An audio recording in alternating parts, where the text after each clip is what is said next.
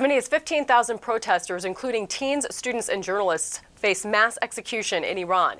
I'm Kristi Lee, and here's today's Daily Brief. Civil unrest has only heightened after the death of a 22-year-old Kurdish woman who was arrested by Iran's morality police for what they say was an improper way of wearing her hijab.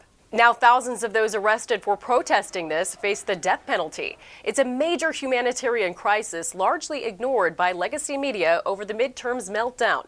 A purported feud between former President Trump and Florida Governor Ron DeSantis heats up as there's now officially a pack behind a DeSantis presidential run.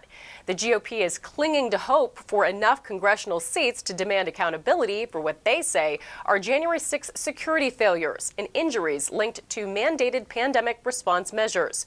Well, the mainstream news is now catching up with what they once labeled conspiracy theories and acknowledging research of long-term effects of taking the new mRNA technology shot. Starting with the potential mass genocide in Iran, Newsweek reports Iran protesters refuse to back down as 15,000 face execution. Women have led the demonstrations, cutting their hair or lighting their scarves on fire in response to the death of Mahsa Amini for supposedly wearing her covering improperly, and they've continued for nearly 2 months now. Iran's parliament overwhelmingly voted in favor of the death penalty for protesters as a way to discourage further demonstrations. The first death sentence has already been issued, according to France 24. As the midterm election counting drags on, mainstream media is focused on Trump versus DeSantis. The Florida governor has remained mum about a 2024 presidential bid, but a Ron to the Rescue Political Action Committee is being formed, according to the Free Press. And former VP Pence is taking shots, telling ABC News that Trump endangered him, his family, and everyone at the Capitol. I mean, the president's words were reckless.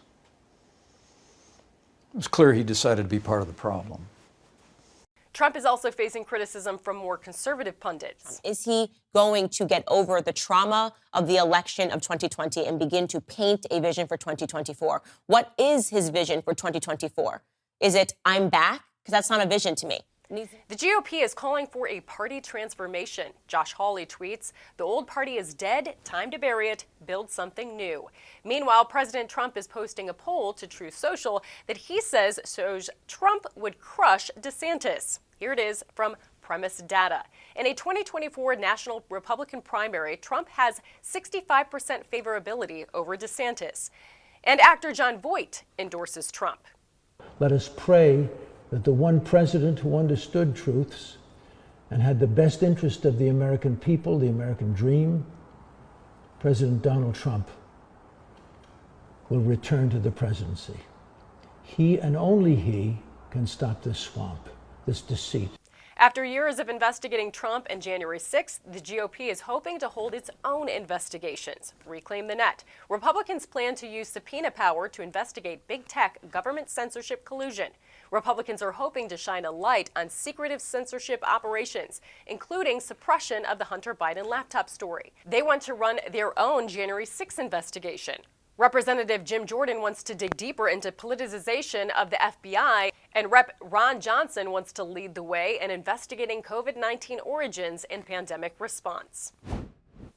So here's today's takeaways. Protests in Iran might lead to mass death sentences for those speaking out, including teens and young adults. Midterm election results aren't even wrapped up, but mainstream media is pushing a 2024 battle between Trump and DeSantis. If the GOP can secure the seats needed, they're ramping up to hold the Biden administration failures to account, and MSM is forced to admit it might have jumped the gun on pushing the safe and effective vaccines. To learn more, be sure to go to AmericanFaith.com and subscribe to our daily newsletter. For American Faith, news you can trust, I'm Kristi Lee.